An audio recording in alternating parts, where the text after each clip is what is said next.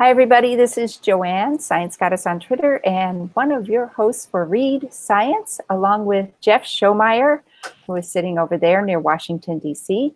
And today's guest is Sabine Hossenfelder, who is in Germany. And we are going to talk about her book, Lost in Math, How Beauty Leads Physics Astray.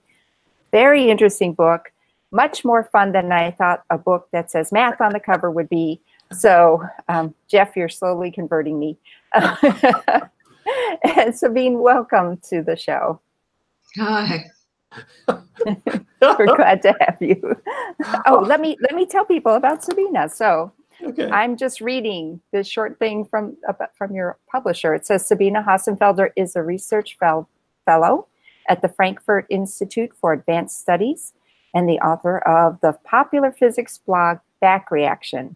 She has written for New Scientist, Scientific American, and Nova, and also the New York Times. That was just a couple weeks ago. You had an article, an opinion piece there. And so I've seen people love you or hate you, I see. There's nothing in between.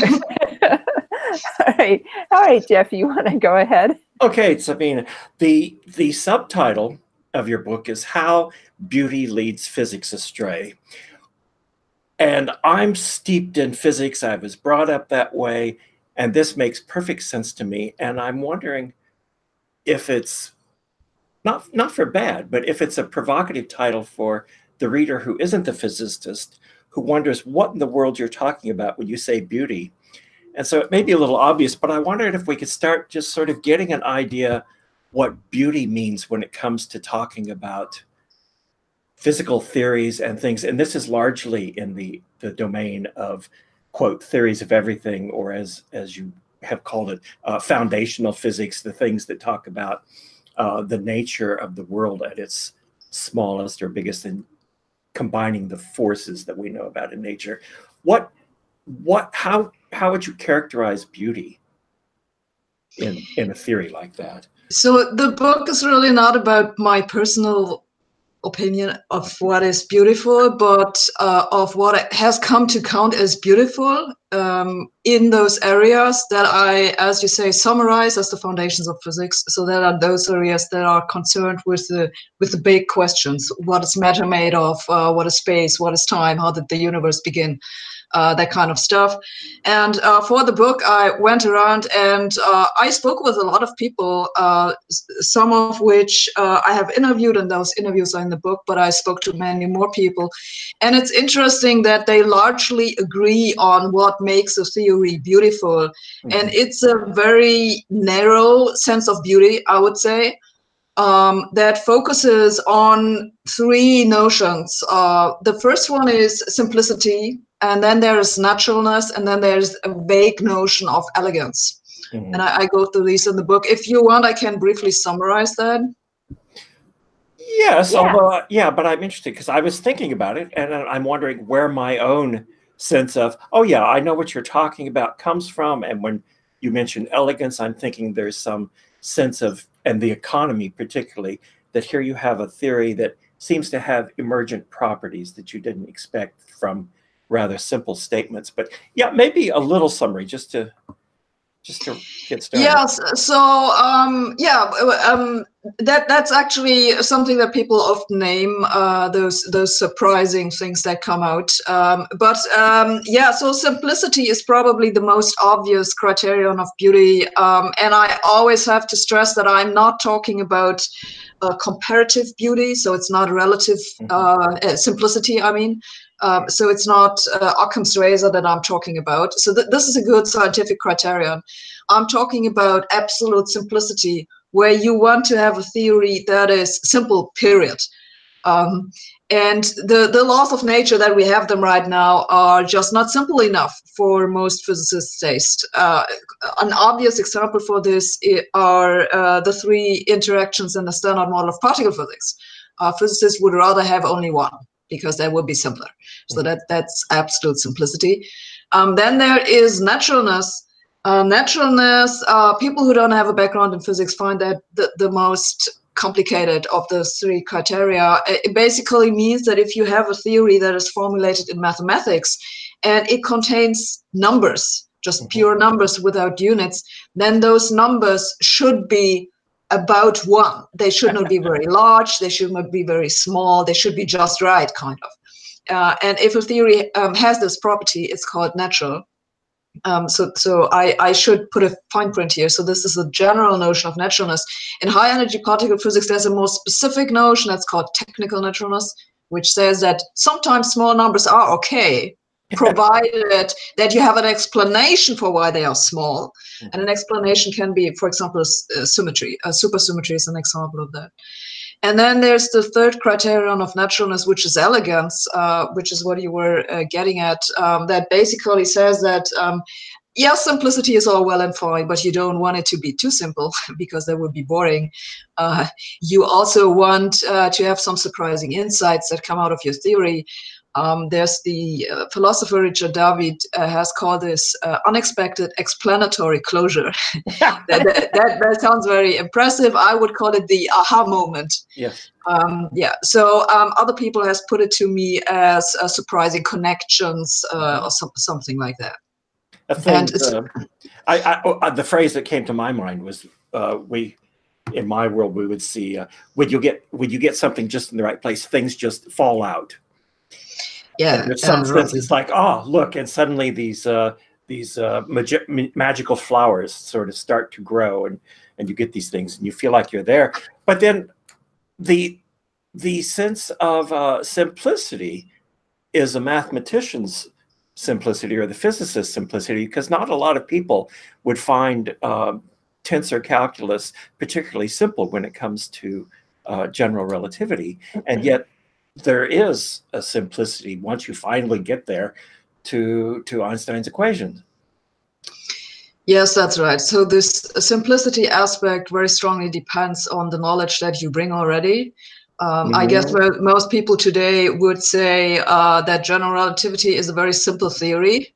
But of course, that's only so if you already know differential geometry, right?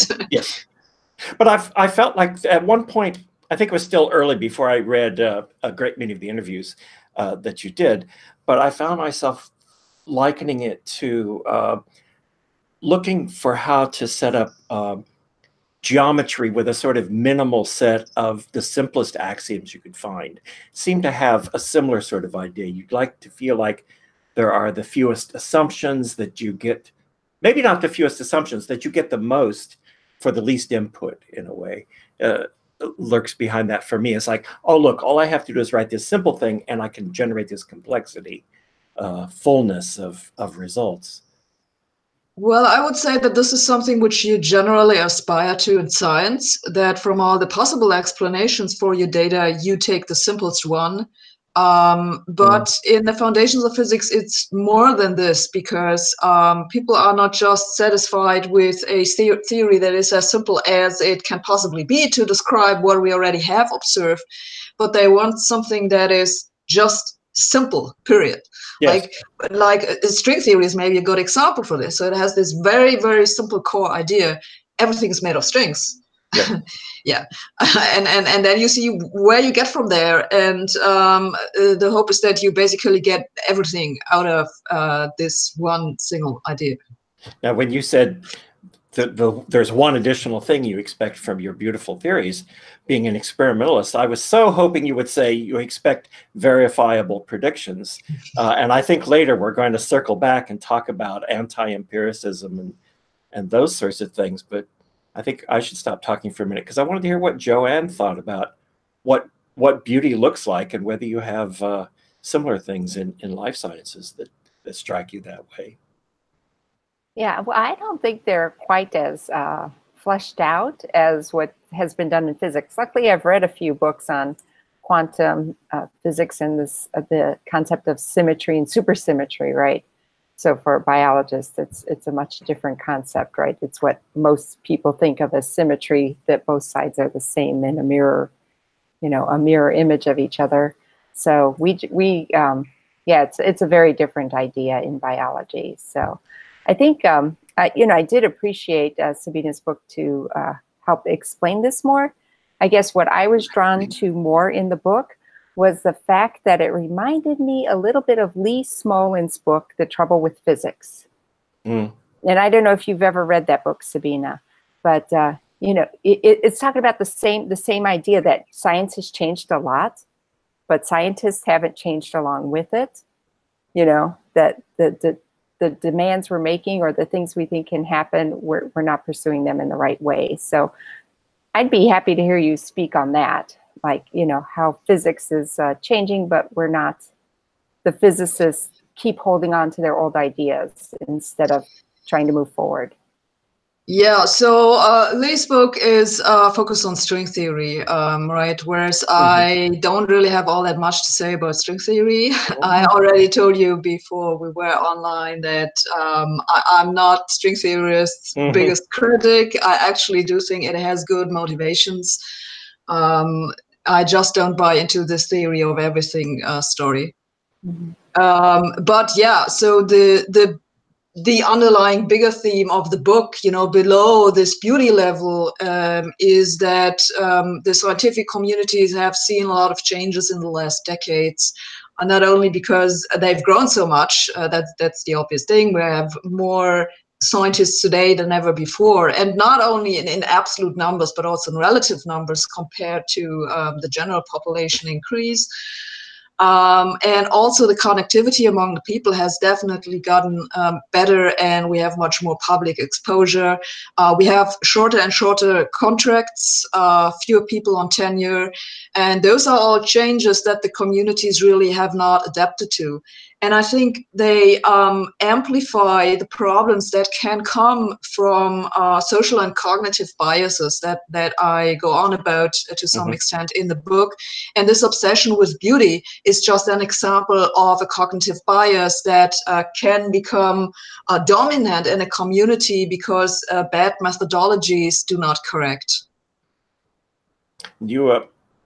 The physicist the theorist who searches for beauty and uses this to guide his or her belief about what is the perfect theory among choices comes from someplace. But you also have some nice talking about how surely the sense of beauty changes, and then get to the question of, do we see things that are beautiful and think those are correct, or have we seen theories that work well and those are the ones that become beautiful for us? That there's the beauty, it always feels absolute, but it's not. Yes, it's pretty obvious if you look at the history of physics that the ideals of beauty have just changed over time. The best known example are probably circular orbits, right? That was the thing. It had to be on a circle, and if not a circle, then it was a circle around a circle. So now today we know it's really ellipses, and no one thinks that's ugly. You know, I would be surprised if any astronomer would argue that way.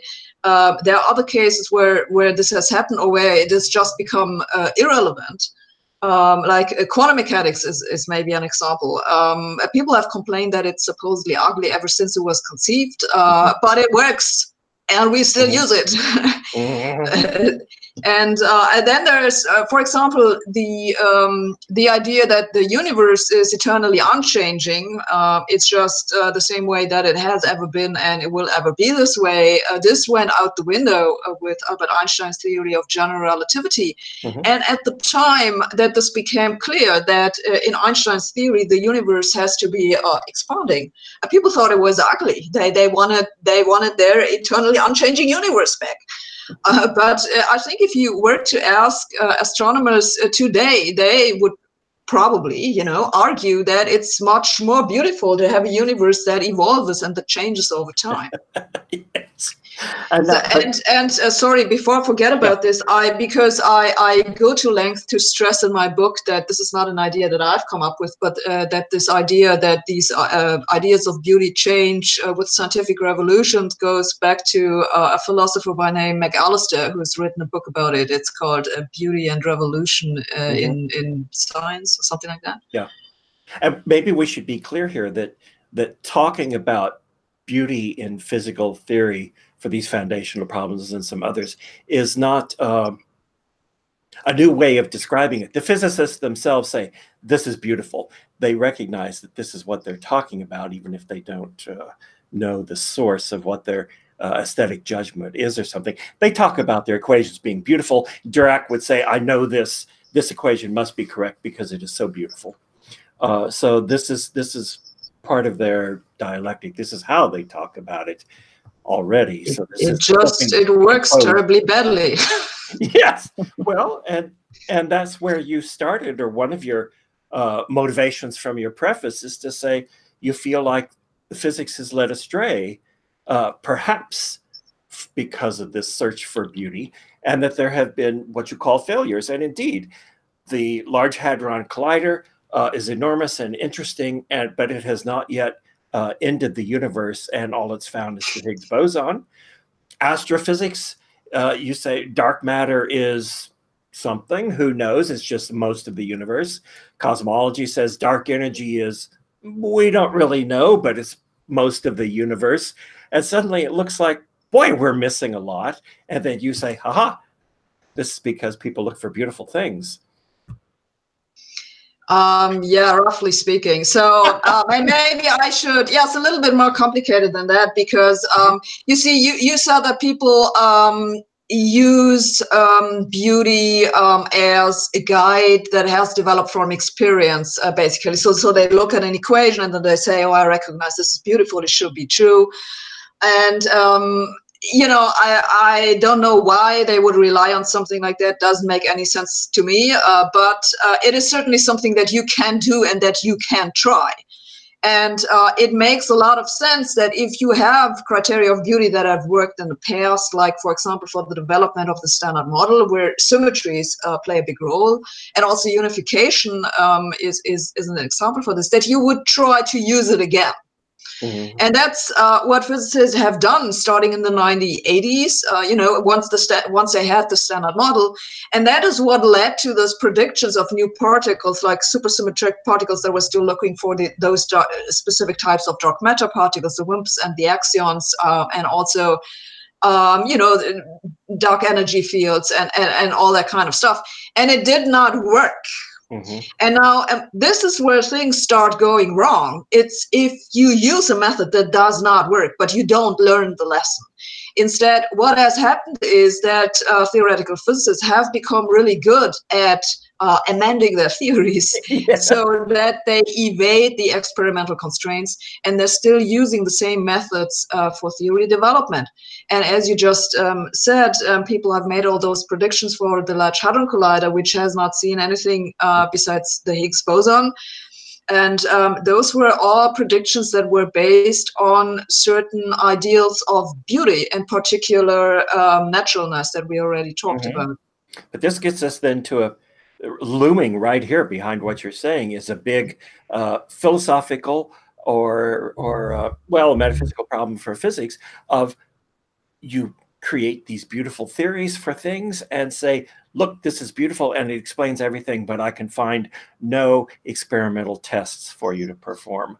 But this is so beautiful, it must be correct. And I'm an old school experimentalist who says, I don't know, I think I'm maybe with you on where I was reading in your book that the new hints of anti-empiricism, that maybe experiments aren't necessary to verify these theories, you know, is being challenged. That's a pretty scary thought. Yes, that's a pretty scary trend. I agree with that. I would at least at this point still say that most of the people in the field would not go that far. Mm-hmm. They actually do think that eventually they will be able to make some predictions and something will come out of it. I don't really believe it, because those theories can be adapted so flexibly. They are basically unpredictable. Mm-hmm. Mm-hmm. But we've seen theories at the beginning of the 20th century. These are not ancient examples. These are still, you know, almost within lifetime of not being able to find testable predictions at the time, but they later became testable. So there's always a bit of hope, as long as we don't say, we don't need them, that we may be able to find some ways to test things empirically. But I don't know. Doing without it, maybe. maybe it's just the people who enjoy the headlines of being controversial who say, maybe we don't need experiment anyway, and they get their moment of fame. Well, that's one of the reasons why I say I'm not opposed to the idea of pursuing string theory. I mean, maybe it will take a little bit more time until they come up with predictions, as long as I could see some indication that at least they're trying. And sometimes I'm not all that sure about it. There seems to be a large fraction of people who are very, they are just fine with producing papers that have no relevance to describe the world whatsoever. And that's kind of a trend that worries me. It's just not science anymore. You see what I'm saying? Is that new though? Have there always been groups who develop mathematical things and do stuff sort of at the edges? And that's part of what goes along with a big. Well, there have certainly always been program. People who have been, who have been more interested in the mathematics. And as long as there are a few people who do that, that's all fine. There's also, and I always have to stress there's a whole discipline that's called mathematical physics, which is concerned with that. But that's a part of mathematics. It's not a part of physics. Okay, so those people are they're more concerned with understanding the theories that physicists use than rather with describing observations, and so it's a different game, basically. I do think that it has become much worse in the last decades, because we have had this long series of null results that has left theorists without any guidance from experiment. So as long as you have regularly evidence of new phenomena that you need to describe with your theories, you cannot stray too far into the forest of mathematics. Yeah. But if you have a long period in which there is no new data, or I should not say no new data, because we have a lot of new data. Yeah, it's just that this data always confirms the theories that we already have, so the theorists have nothing to go on with. So they're just wildly speculating, and then they do a lot of things that don't make a terrible sense. Let me put it that way. Is the connection between theory and experiment getting farther apart of theory sort of doing a next step and saying this can be tested? The experiment says, yes, this is fine, and this direction looks interesting, and theorists develop it and find new things, say, yes, this is still interesting, and then something unexpected maybe. There seems to be, some of the things you described seem to have a much bigger disconnect of that feedback system of how to decide what to look for next. I think what you say is probably true, that you have this disconnect between the theorists and the experimentalists that is getting larger. But I am guessing that this is a general part of the trend towards more specialization. It just comes with having larger communities. At some point, they will start falling apart. So I don't think that that's a special disease of this particular part of science. It can cause problems though, because you have so if you have only people who do this increasing specialization, you don't have a connection between the different communities. And so I actually do think in particle physics it's not that big of a problem. They communicate quite well with each other, but it's a problem in other areas. For example, in quantum gravity, which is something that I've been working on for a while, you have some people who do the theory stuff, and they do theory stuff. They calculate. They have no idea what you can measure or how you can measure it. And on the other side, you have experimentalists who don't know what to do with the theories because there are no predictions coming out. So you have basically this complete disconnect between them. Interesting. And you also, I think I'm getting there, but you also talked about there's the cultural and sociological reason why when you get these people together and when they're working on these short-term contracts, as you've talked about, and you have to find money, the forces that push that into a stable condition cause people to do the same thing as everybody else is doing. So it's hard to find people who think laterally or any differently or something. You just have more and more people who write papers about the same thing and reference each other, it seems like, so they can keep their funding and keep going and keep their tenure and move along. And that's, so you're feeling that there's, you were describing something sounds like an institutional problem as well. Yes, that institutional problem definitely exists. It's not specific to physics by any means. It's been discussed a lot by other people. You see the same thing in the life science. Tell me something about it. Yeah. Oh no, I'm totally in agreement that you are continually rewarded for being a part of what's already happening. Like the new ideas, it's harder to get money for. You don't get promoted in in academia for having something new that's not getting money. So yeah, I think it's every field of science is, I think, suffering from this right now. Right, and there are other problems that play into this. It's not only that new fields are problematic, it's also that joining a large field has benefits, because the larger the field, the more important it looks. Because it attracts people, and then it attracts funding, and if it attracts funding, it attracts more people, and so you can basically create those research bubbles, which can be pretty impossible to kill. Never mind that there's nothing coming out of those bubbles. And then there's also the problem that it is, at least in the fields that I'm writing about, it is really hard to get out of a research area. Once you have, done your first, second postdoc on it, you're pretty much stuck there, because no one will hire you to work on something else. So what if you've spent the last 10 years working on supersymmetry, and then you decided that's not, I don't believe in that anymore? You have no choice. You will end up having to tell everyone that supersymmetry is the greatest thing, and certainly we'll soon see it. And if not at this collider, then please give us money for the next collider, because otherwise you're out of a job. So where can we look? Where can new ideas come from? Are we past the days of romantic notions of patent clerks having ideas in the night as they ponder their navels? Well, that's an interesting question. So one thing that I've noticed is that there are actually some people who leave academia but continue to do research on the side, and that seems to become a thing. There's some people who call this ALTX, like alternative academics or something. Right. I find this a super terrible acronym, but yeah. So that's what I've heard them call it. I've called it the academic underground. Yes. But this is certainly something that we're seeing, because a lot of people are really dissatisfied with the pressures that academia puts on you, and I can understand this very well. I don't really think that this will actually solve the problem, because there are just not sufficiently many people. There's not enough funding. And this is maybe something that you can do in some areas, like if you want to do your calculation on, I don't know what, your great theory of everything.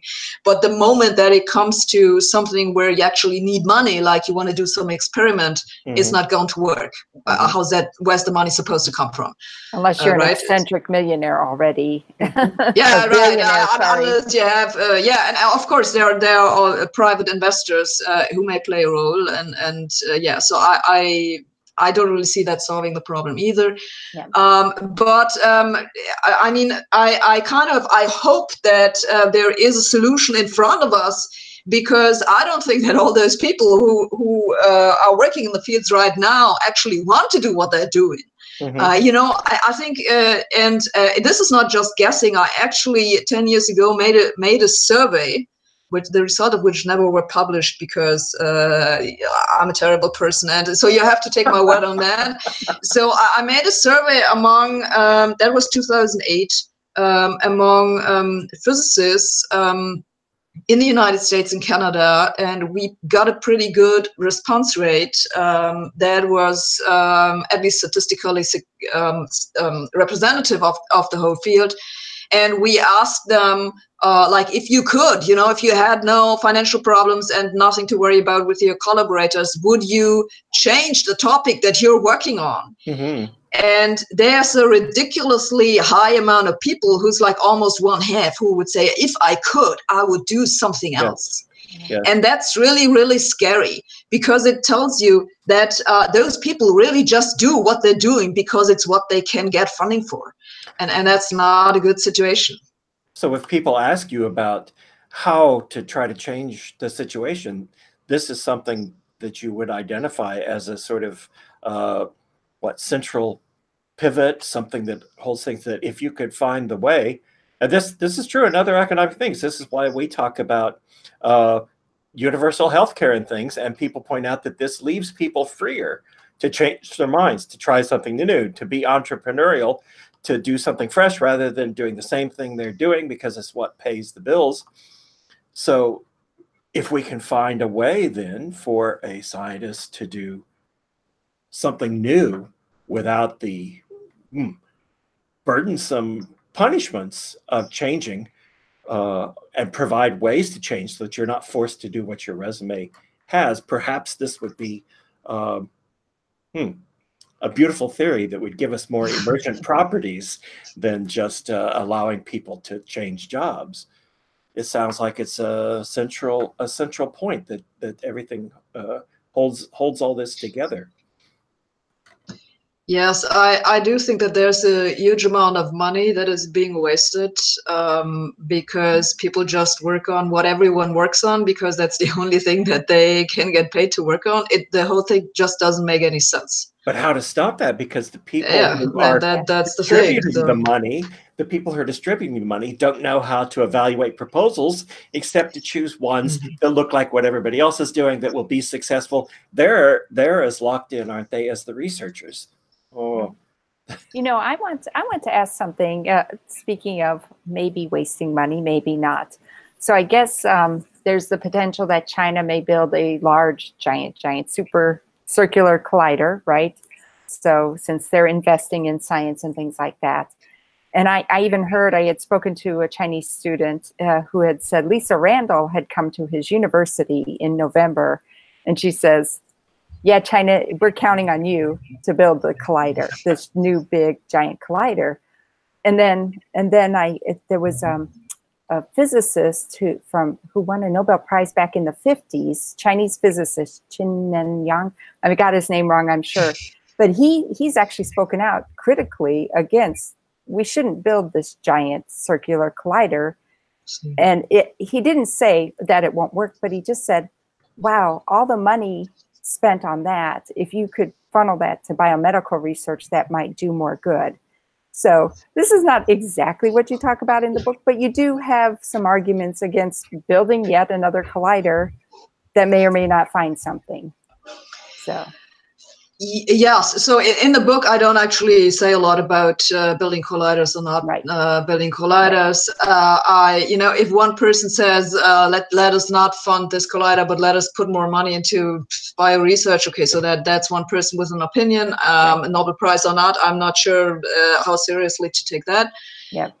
If you want, I can tell you why I'm not a fan of building a larger collider. Yeah, I'm interested.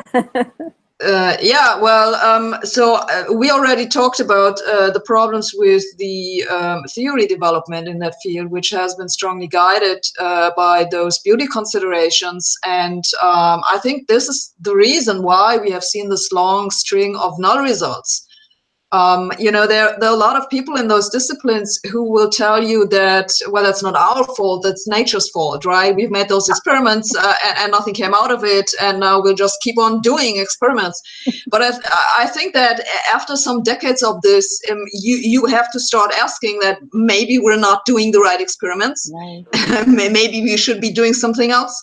And it's this change of a mindset that is not happening because people in those communities have there's no self-reflection going on. They just don't want to admit that there might be possibly something not working out. And this has left us in a situation where right now we do not have any good predictions for a new phenomena to find at a larger collider. This means most likely what it will do is it will measure more precisely the properties of particles in the standard model, which is not uninteresting by no means, but it's not something that will help you with developing the new theory. It's basically more null results. And so that's one thing. It's not terribly promising if you want to finally make some breakthroughs in the foundations. The other thing is that for what experiments are concerned, colliders are really, really expensive. You know, even the cheaper version of those larger colliders comes in at something like 10 billion, and then the full version is something like 21. If you compare that to the typical other experiments that are being made in the foundations, where you do some high precision measurements or you build telescopes, that's something like between 500 million or maybe 1-2 billion, something in that ballpark. So it's definitely very expensive. And then you have this issue that really, when it comes to collider technology, there is not a lot of new stuff that has come into play since the 1990s.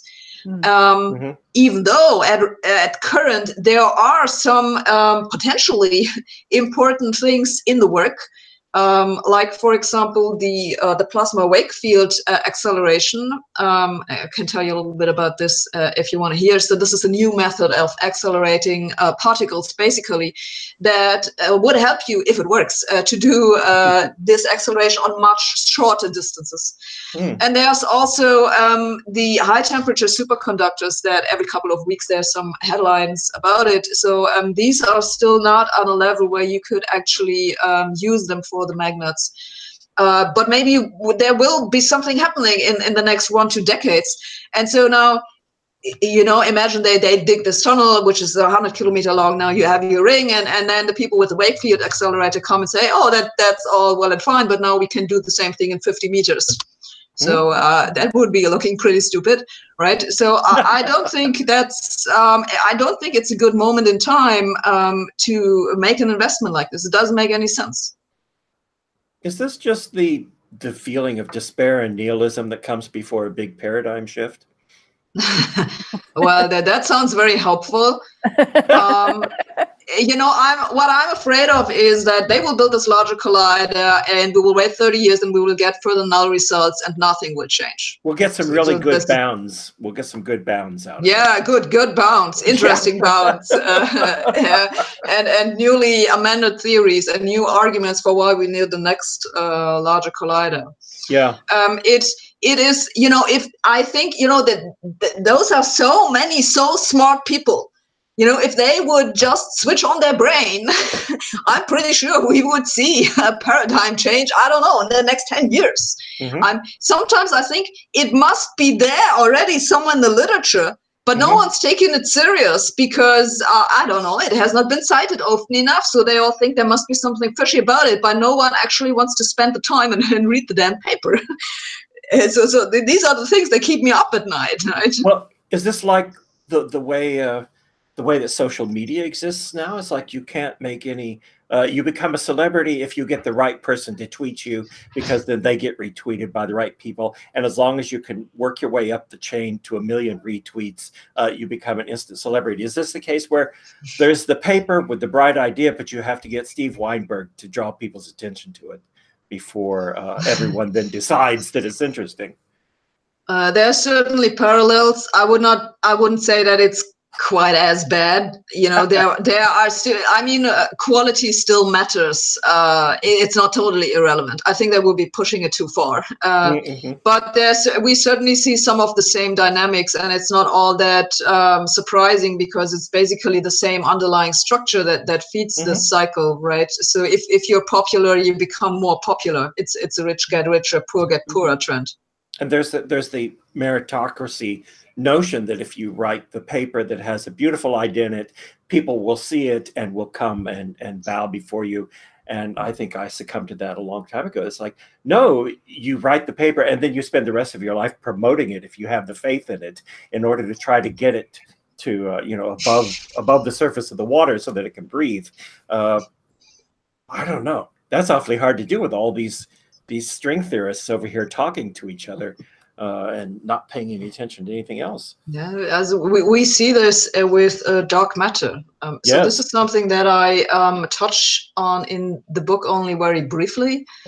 I simply didn't have the space, and then I took the stuff that I cut out and exported this into an article that I wrote with Stacey McGawk for Scientific American last year, where I go on a little bit about this. But there you very strongly see these sociological trends. I was just last week on a workshop where about dark matter versus modified gravity, where this came up repeatedly. It's just you have this really large community of people who work on particle dark matter, and they are very certain of themselves because they have this large community behind them. Yes. And they're sure they can fit everything, and then there are those people who do modified gravity, and they're like, yeah, but look, we can do the galaxies better. And they're like, la, la, la, can't hear you, basically. And that's been going on for 20 years. It's really depressing if you look at the data. And yet sometimes these things shift. It can happen, I think, can it? But what causes it to happen? How do you make it happen? And where is the, as you were talking, I was wondering, where is the public in this? Are they interested yet in dark matter, or they say, oh, dark matter is just something that some people made up and it's not a real thing? Does that that sort of averaged big opinion of the public and their interest have something to do with moving the center of gravity of belief and fashion in the physics world? Well, I do think the public should have a general interest in science working properly, not only in physics, but also in biomedicine or in economics or what have you.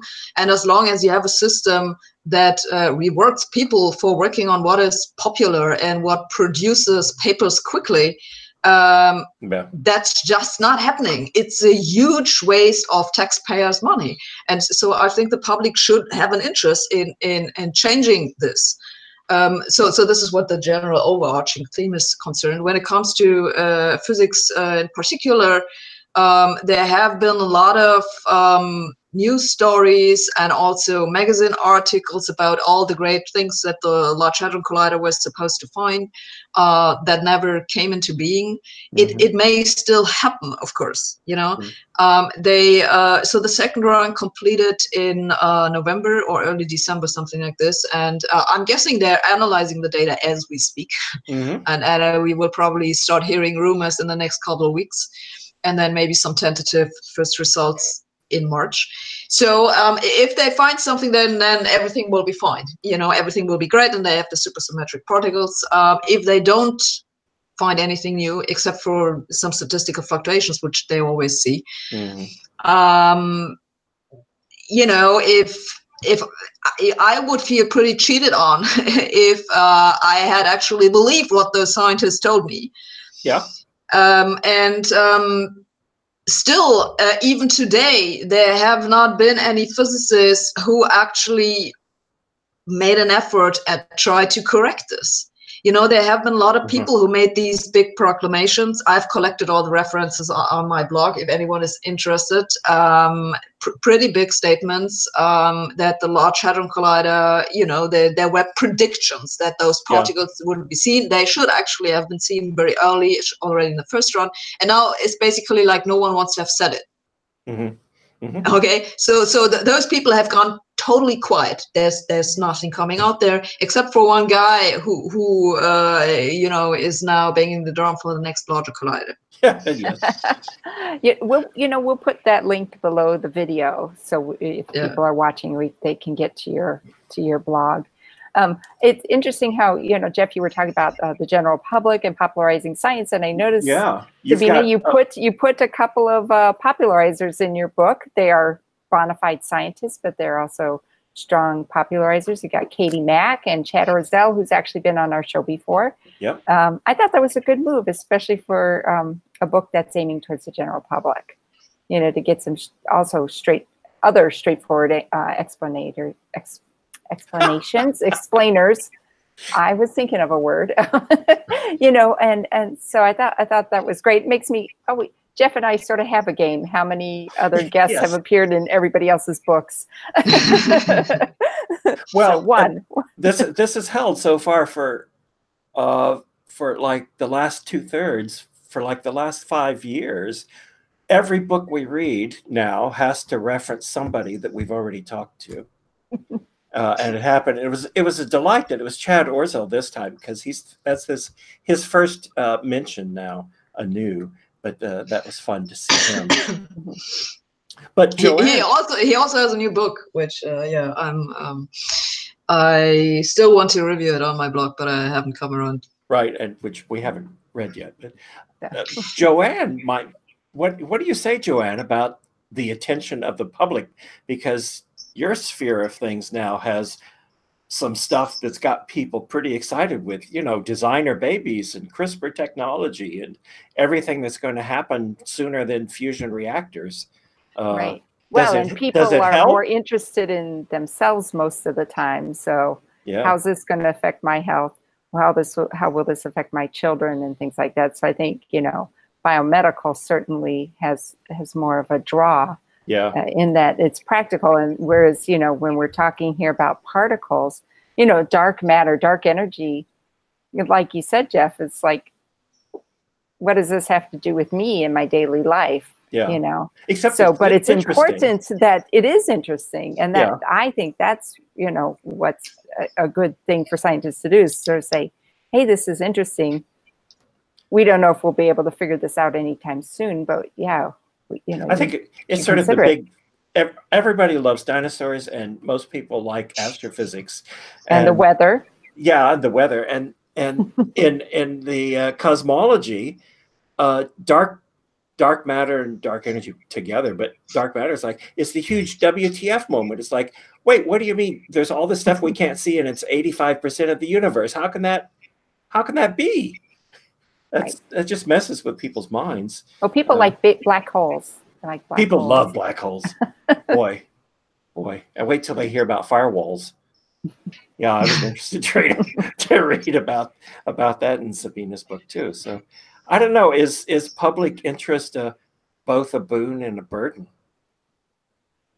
It's certainly something that I think scientists should think more about how they deal with it. So generally, unsurprisingly, I think it's a positive thing. If people hear about what scientists are doing, also how they're doing it, and also, of course, I think that what we're doing here is exciting. So I hope that other people will get inspired by it. But there's also a risk that comes with it, that I think a lot of, at least in my community, scientists are not aware of, which is how this hype in the media of certain topics really affects the way that you think about your own research area. And this is something that I have to admit is something that greatly influenced me. I think that the major reason that I originally bought those stories about what the Large Hadron Collider is going to find, you know, with the black holes, and this is what I wrote my PhD on, is that it was very present in the media. This is how I first learned of it was, believe that or not, in Scientific American, because I was actually working on something entirely different at the time. And so actually I didn't even see it, but my supervisor did it and put me the Scientific American article on my desk. And this is how I ended up working on that. But there have been a lot of articles about it, and it makes you feel very comfortable about what you're working on, right? Because it looks important. People ask you about it. Well, they can understand what you're saying. Yeah, and so that plays a role, and that's certainly not something that is specific to high energy particle physics, but I guess that also plays a role in other disciplines. And there isn't a priori anything wrong with that. I just think that people should keep this in mind, how it affects the assessment of the relevance of what they're doing. In particular, if you look at this hype that we have seen about those new things that the Large Hadron Collider should find, it takes an enormous confidence for a scientist to make such statements in a public audience, as statements that are now clearly, obviously wrong. And I think the only reason that something like this can happen is that they feel like they have the backup of their whole community, and no one ever disagreed with them. And then they make those statements, and it feeds back into this community. And so this leads to this cycle in which people basically tell themselves that they're doing the right thing, and now everyone, so they can't believe that something possibly went wrong. Yes. Fortunately, the public has a short memory, it seems, too. But I want to ask one different thing before we get too close to the end, because one of the things, this is part of my, to convince people to read your book, which is something we'd like to do here. I found it very engaging for all the things that we've talked about, the ideas, they're all packed in there. There's a huge number of ideas, but it also did a very nice job. It felt like we could see that you were interviewing all these people. You were talking to physicists about getting to the root of these questions and new ideas that came along as you peeled back layers on trying to understand this.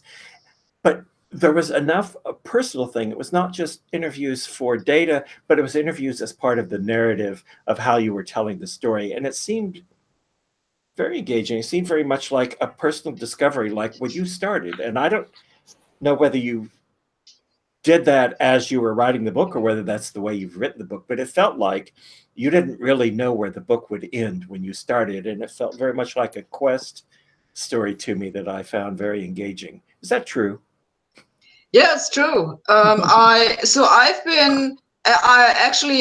just wrote a blog post which is titled "Maybe I'm Crazy," because it seems so strange to me. Like, why do I not understand what those people are talking about? Why do they take these arguments from beauty so seriously? So I went around and I talked to them. Maybe they would have brought up a reason that would have explained it. But I ended up not finding those arguments too convincing. There was also the thing with the dye photon anomaly, right? I mean, if this had not vanished, that would have been an entirely different story. Yes, that does happen, and sometimes things do not vanish and things do change, but we can't predict when they happen, as far as I can tell.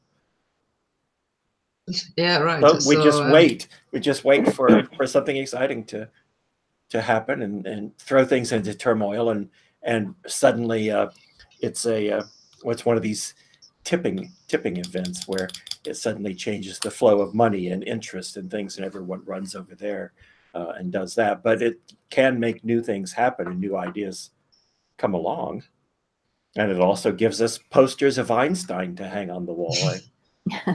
Right?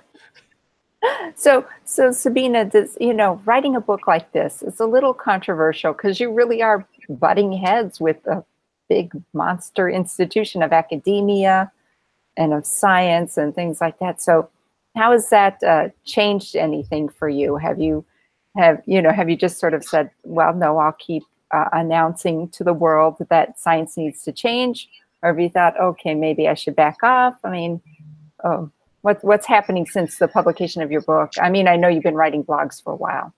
I kind of feel like the only thing I've done in the last 3 months is giving interviews.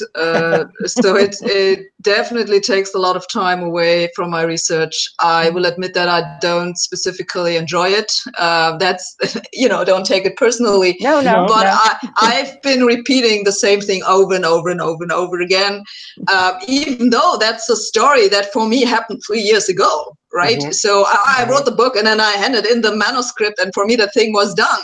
But now everyone is there like 2 years later and wants to talk to me about it. Yes. While I'm trying to do something else.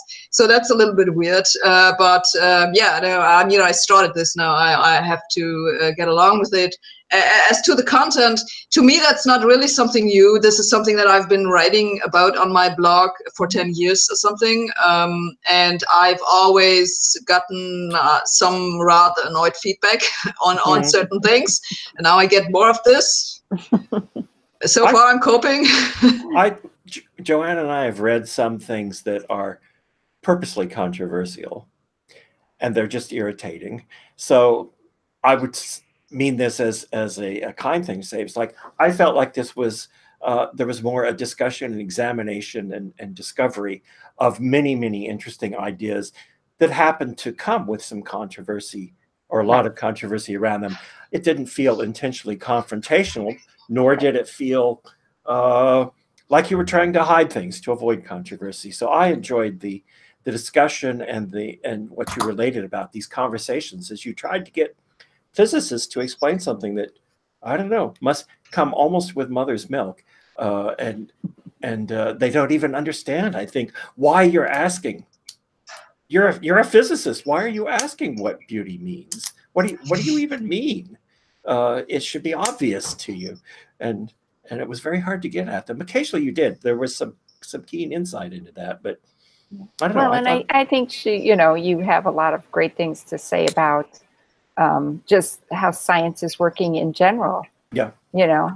How there needs to be a closer combination of the scientific method with some philosophy, some reflection, and yes, and to stop following like lemmings. This is the hot topic. Okay, everybody, let's talk about the microbiome and CRISPR, and that's in biology. But you